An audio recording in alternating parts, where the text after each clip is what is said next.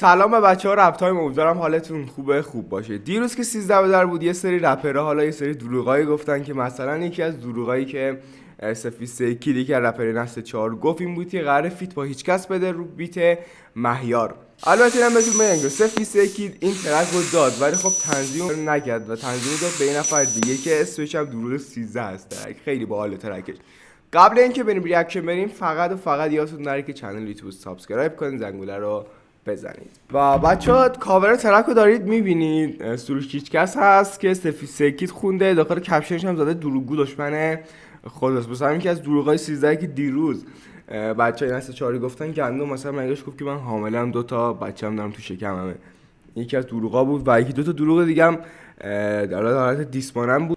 یکی از رپرهای نسل 4 زده بود که آقا بهترین خواننده نسل یکی سینابه. کاور عکس هم که دارید ببینید خود سروش هیچکس رو گذاشته و اینم البته بهتون بگم که سروش هیچکس هم لینک موزیکو سفیسه کید داخل توییترش گذاشته بود، لایک کرده، یعنی موزیکو دیده و لایک کرده. I 21 April Fools. ظاهرا هم فری استایل موزیکش دیگه، موزیک میکس مستر نشده هنوز. Don't be a fool. Listen yo 7 سالگی آرزوم فیت با سروش بود، الان تو سبک همین میگه تو 7 سالگیم آرزوم این بود که با سروش هیچکس فیت بدم ولی الان خودم تو سبکم سروشم. یعنی میگه که سبک دیریلی که آوردم پدر دیریلم، مثلا سروش هیچکس پدر رپ فارسی، میگه من پدر دیریل فارسی ام. I 21 April Fools. Don't be a fool.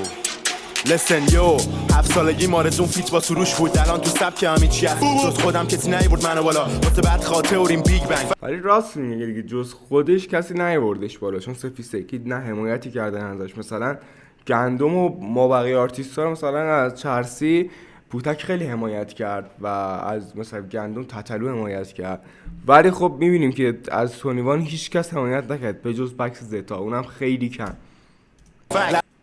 لفظم توی چنلاس فوروارد شاید خان 2 تا پدر توی فیچن. یه لفظم توی چنلاس فوروارد وقتی یه حرفی میزنه سفیسه کید داخل چنل تلگرامش، بچهای رسانه‌ای که دارن فوروارد میکنن اون پستشو. بعد خاطریم بیگ بنگ لفظم توی چنلاس فوروارد شاید خان 2 تا پدر توی فیچن. توافقمون نشد با مهیار دیگه دادم کاسلینگر بیت زد. میگه توافقمون نشد با مهیار دادم یه نفر دیگه بیت زد. مهیار می‌خواسته بیتشونو بزنه، توافق نکردن و خب یه نفر دیگه بیت این موزیکو زده. میکنم نوبری اونا دنبال جوری اسکی میرن انگار تو پیستن. شنیدم یکی جز من 21 اینم حتما دروغ 13. میگه شنیدم یکی دیگه مثل من سبک من داره میخونه اسمش هم 21 ولی خب دروغ 13 است دیگه. ترند این مارکت من دیکتش میکنم بقیه بغل وای میستن. شانس بگو به این جوجه کاسه با ما چپ میکردیم وقتی که پکا بود 20 بنگ.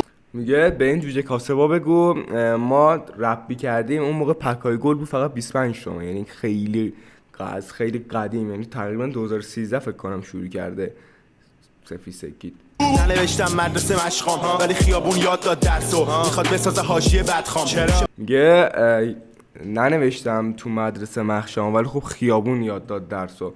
مدرک تحصیلی سفیسه کیدو نمیدونم دقیق، ولی خب مثلا امیر تتلو دیپلم داره، یعنی دیپلمش هنوز نتونسته بگیره. شاید واسه همین پاسپورت اینا شکم مشکل ساز بود همین قضیه دیپلمش. ولی خب میگه که من بیشتر تو خیابون درس اینا رو یاد گرفتم. بدخام داره یه تیکه میندازه به گاتفوری، میگه بدخام میخواد بیاد تو بیفام فقط به خاطر اینکه معروف شه. من معروفم، بدخام میاد به من تیکه میندازه جوابشو بدم و برای همین میتونه معروف شه. معروف با بیف من چون کسی همه سال تاریخ رپ فا کی بوده مثل من 2 زبون رپ کن دروغ نیست. یه این همه تاریخ رپ فارسی کی بوده مثل من 2 زبون رپ کن، یعنی هم دریل انگلیسی هم دریل فارسی. یه فکتام حالا تو هی برو ترکات چپ کن 21 نمیذاره گرو سیبیلش نو فرت نمیکنه اندازه کافی چر کل ایران دستم دریلش اینجام به میگن هر جا میرم. میگه کل ایران سبک دریل دستمه ولی خب داخل لندن جایی که دارم زندگی میکنم هر جا میرم تو خیابونم میگن دریل اینجام دستته. تو فری استایلا میگیره لازم نیست بکنم فلوازیم میکنم حقیقت تو همیشه ریویلش ولی اسمم مرک نیست داشتیم.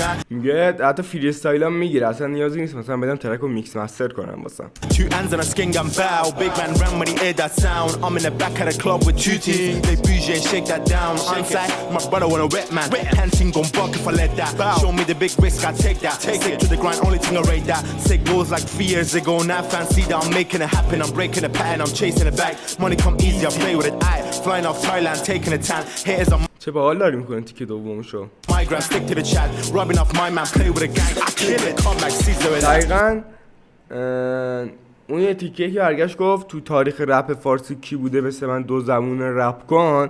دقیقاً همین موزیکش داخل همین موزیکش گفت تیکه دومشو داره رپ انگلیسی میخونه، یعنی فارسی نیست دیگه. Caesar به در تاخا gang. یه ساعت Don't be a fool you know. از اون یه ساعت ها gang شد تاخا بدون میکس مستر سال خوبیه. دمین چی کاور رو بزن بدیم بری بالا. میگه کاور رو بزن بریم بالا به طراح کاورش هم واقعا باحال در برده کاور رو. یعنی طراح کاور چی رو در برده؟ عکس سروش از گوگل دانلود کرده گذاشته سر موزیک. چیزی من دیگه نمیبینم به جز طراح کاور. مثلا این کاور اختصاصی نزده واسش. الان اون یکی کاوری داخل پیشنهاد ویدیو بعدیشون پایین اومده رو میبینید مثلا این سبک خاصیه، ولی این فقط عکس سروشه رو کاور.